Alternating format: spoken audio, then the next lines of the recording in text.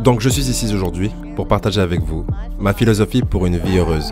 J'essaye toujours d'avoir quelque chose à espérer, quelque chose pour lequel se battre. Je pense qu'il est impossible de trouver la motivation et encore moins le bonheur derrière quelque chose qui n'est pas fait pour nous.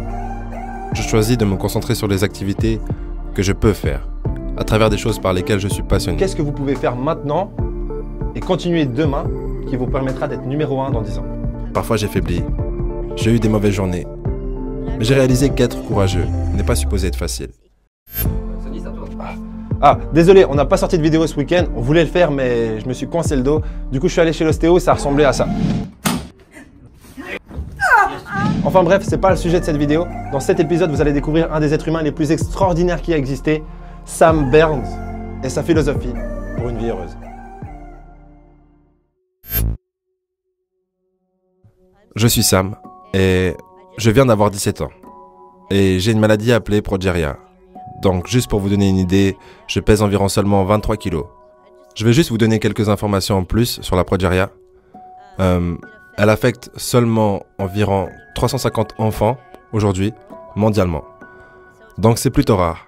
Et les effets de la progeria incluent une peau claire, manque de prise de poids, retard de croissance et maladie du cœur. L'année dernière, ma mère et son équipe de scientifiques ont publié la première étude concluante pour le traitement de la progeria. Et en raison de ça, j'ai été interviewé sur NPR et John Hamilton m'a posé la question: quelle est la chose la plus importante que les gens devraient savoir à propos de toi? Et ma réponse a été simplement que j'ai une vie très heureuse.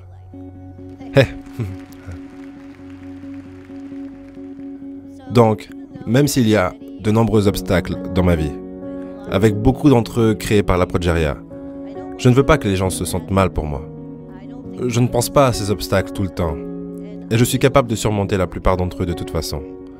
Donc je suis ici aujourd'hui pour partager avec vous ma philosophie pour une vie heureuse. Donc pour moi, il y a 3 aspects à cette philosophie. Donc ça, c'est une citation du célèbre Ferris Bueller.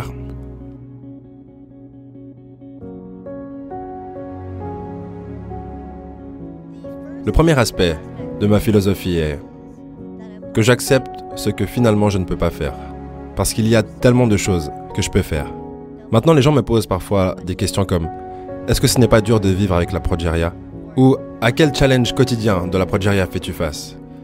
Et j'aimerais dire que même si j'ai la progeria, la plupart de mon temps est passé à penser à des choses qui n'ont absolument rien à voir du tout avec la progeria. Maintenant, ça ne veut pas dire que j'ignore les aspects négatifs de ces obstacles. Quand je ne peux pas faire quelque chose comme courir une longue distance ou aller sur des montagnes russes intenses, vous savez, je sais ce que je manque. Mais à la place, je choisis de me concentrer sur les activités que je peux faire, à travers des choses par lesquelles je suis passionné, comme le scoutisme ou la musique ou les bandes dessinées, ou n'importe laquelle de mes équipes de sport de Boston préférées. Ouais, donc... Je pense qu'il est impossible de trouver la motivation et encore moins le bonheur derrière quelque chose qui n'est pas fait pour nous. Surtout si on rêve de cette chose de plus en plus. Ça me fait penser à moi, j'étais chanteur, je voulais être chanteur, parce que je ne veux plus du tout être, parce que j'aime pas assez chanter pour être chanteur. Par contre, j'adorais être en studio et écrire et produire, c'est autre chose. Mais du coup, à vouloir trop être chanteur, eh ben, je me rendais malheureux, je perdais de la confiance en moi parce que j'avais pas ces qualités de chanteur en fait. Simplement parce que j'avais pas envie de chanter 23 heures, 8 heures par jour, faire des vocalises, etc. Du coup, pourquoi courir après ça si c'est pas fondamentalement ce que je peux faire et si c'est pas du coup fondamentalement ce qui me rendra heureux? Pourquoi? Pour les autres? Pour plaire? C'est jamais une bonne raison en tout cas parce que ça ne rend jamais heureux. Par contre, si vous courez après ce que vous pouvez faire et que vous vous dites dans 10 ans, je pourrais être le meilleur dans ma branche, peu importe quelle est cette branche. Et même si vous ne savez pas encore quelle est cette branche en commençant, qu'est-ce que vous pouvez faire maintenant et continuer demain qui vous permettra d'être numéro 1 dans 10 ans? L'aspect suivant à ma philosophie est que je m'entoure de personnes avec lesquelles j'ai envie d'être. Des personnes de grande qualité. Je suis extrêmement chanceux d'avoir une famille extraordinaire qui m'a toujours soutenu à travers ma vie entière. Et je suis aussi très chanceux d'avoir un groupe d'amis très proches à l'école. Maintenant, on est un peu bizarre. Beaucoup d'entre nous sont des geeks d'orchestre, mais on apprécie vraiment la compagnie des uns et des autres. Et on s'aide les uns et les autres quand on en a besoin. On se voit les uns et les autres pour ce qu'on est à l'intérieur. Donc ça, c'est nous en train de faire un peu les fous.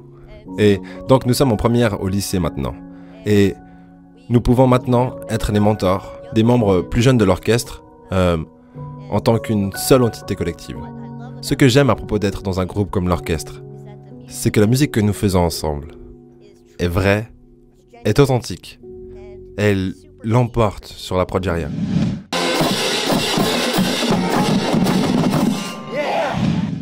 Donc je n'ai pas à m'inquiéter de ça, quand je me sens tellement bien de faire de la musique.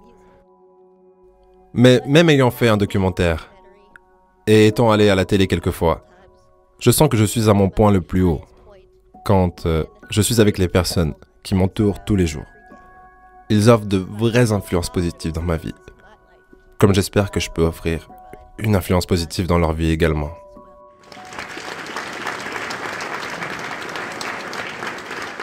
Merci. Donc l'idée principale ici, c'est que j'espère que vous appréciez et aimez votre famille. Aimez vos amis. Pour vous les gars, aimez vos frères. Et reconnaissez vos mentors et votre communauté, parce qu'ils sont un aspect très réel de la vie de tous les jours, qui peut avoir un impact positif vraiment significatif. Je vous le disais en début d'épisode, je suis allé chez l'ostéo il y a 2 jours et il me dit « Ah bah vous êtes le gars qui a la chaîne YouTube et tout ». Il reconnaît et après il me dit ah, 650 000 abonnés, c'est un truc de malade. Vous devez avoir énormément de rendez-vous, j'imagine que vous êtes très occupé. Et je lui dis non, pas du tout. Et j'ai aucun rendez-vous parce que j'accepte aucun rendez-vous. Pour vous dire, on m'a proposé un TED Talk et j'ai refusé. Simplement, pas parce que je me crois trop important pour un TED Talk ou justement pas prêt, c'est pas que je me sens pas prêt, c'est plutôt que j'ai d'autres trucs bien plus importants à faire dans la salle du temps. Et la salle du temps, c'est où je me trouve ici, avec Ludo. Et du coup, pour moi, je perds très peu de temps à rencontrer de nouvelles personnes pour le moment. Donc si vous kiffez ce qu'on fait et que vous voulez qu'on se rencontre, ça va arriver. Mais pour le moment, je reste enfermé dans la salle du temps avec Ludo. Parce qu'il est la personne qui m'aide le plus à évoluer. Et je suis la personne qui l'aide le plus à évoluer, j'espère. En tout cas, Ludo, c'est le cas ou... Ouais, c'est le cas, clairement. Ok, ça va alors. Donc, le troisième aspect de la philosophie est continuer à aller de l'avant. Voilà une citation d'un homme que vous connaissez peut-être, appelé Walt Disney. C'est l'une de mes citations préférées. J'essaye toujours d'avoir quelque chose à espérer. Quelque chose pour lequel se battre. Pour rendre ma vie plus riche. Ça n'a pas à être grand. Ça pourrait être n'importe quoi, comme avoir hâte que la prochaine bande dessinée soit publiée, ou partir en vacances avec ma grande famille, ou passer du temps avec mes amis, ou aller au prochain match de football du lycée. Cependant, toutes ces choses me maintiennent concentré et me font savoir qu'il y a un bel avenir devant moi, et peuvent me faire traverser des moments difficiles que je pourrais avoir. Maintenant, cette mentalité inclut de rester dans un état d'esprit qui va de l'avant. Pour pouvoir être la personne qui est capable de toujours aller de l'avant, qu'est-ce qu'il faut? Pour moi, il faut rester stoïque, comme Marcus Aurelius. C'est-à-dire, vous préparer pour les moments difficiles dans les moments faciles. Culturellement, socialement, financièrement, la période qu'on vit, en 2019, c'est une période facile et depuis plusieurs années. Les périodes difficiles vont revenir, à plein de degrés, à plein de niveaux. Et du coup, qu'est-ce que vous faites pendant ces périodes faciles, pendant que tout le monde profite des terrasses, comme je le disais à l'époque? Qu'est-ce que vous faites? C'était la question. Qu'est-ce que vous faites pendant ces moments faciles pour vous préparer aux moments difficiles qui vont venir? C'est la question. J'essaye fortement de ne pas gâcher de l'énergie à me sentir mal pour moi-même. Parce que quand je le fais, je me retrouve coincé dans un paradoxe, où il n'y a pas de place pour aucune joie ou aucune autre émotion. Maintenant, ce n'est pas que j'ignore quand je me sens mal. Je l'accepte en quelque sorte. Je laisse entrer ça pour que je puisse l'admettre et faire ce que je dois faire pour passer à travers. Quand j'étais plus jeune, je voulais être un ingénieur. Et je voulais être un inventeur, qui catapulterait le monde dans un futur meilleur. Peut-être que cela venait de mon amour pour les Lego et la liberté d'expression que je ressentais quand je construisais avec eux.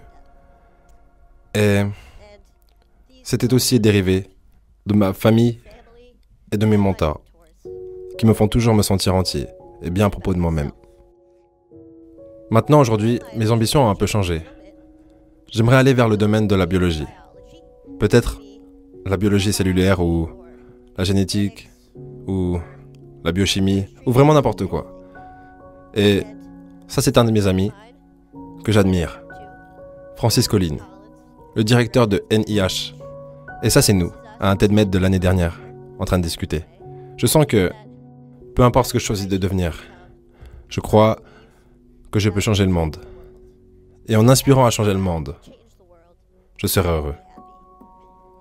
Il y a environ 4 ans, HBO a commencé à filmer un documentaire à propos de ma famille et moi, appelé Life According to Same.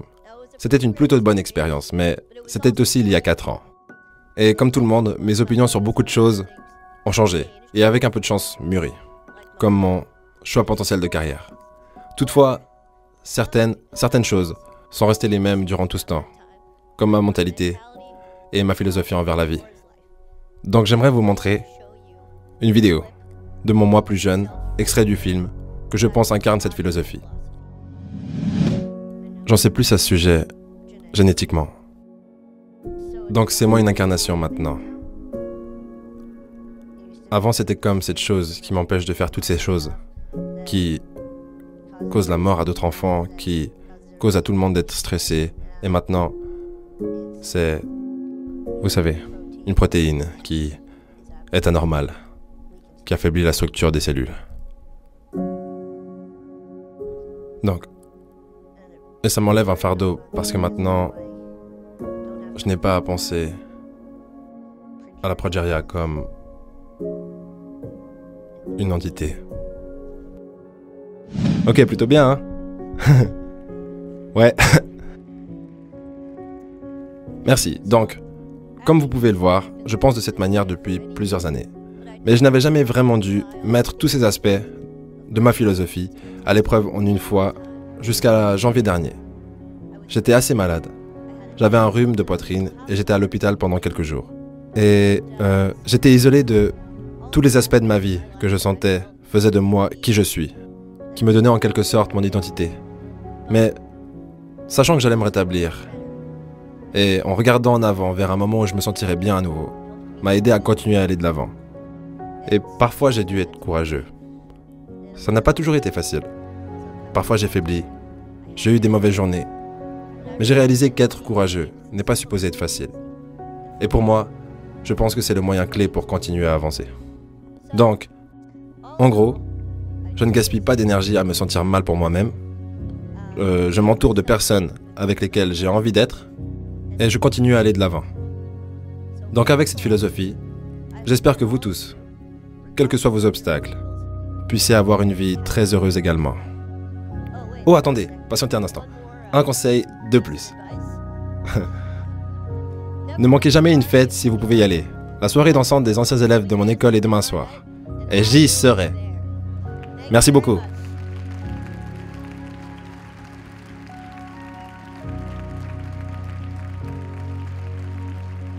Sam Burns était un champion, un héros. Et il en manque des gens comme lui. Et malheureusement, il est parti trop vite. Si derrière cette caméra, donc derrière votre écran, vous êtes une personne qui a une maladie, qui a un défaut énorme, qui ne pense ne pas pouvoir faire face au monde, détrompez-vous, Sam a montré l'exemple, à vous de le suivre. Et pour tous les autres, je vous donne rendez-vous sur audible.fr une fois de plus parce qu'il y a le livre Zen et l'art d'être heureux. Vivre zen, c'est regarder au fond des choses, faire l'expérience directe du monde et exprimer sa véritable nature. Qui en vaut vraiment la peine, ils viennent de le traduire en français. Moi je l'avais acheté, on avait dit quoi, c'était le 26 juin 2015, donc merci Ludo.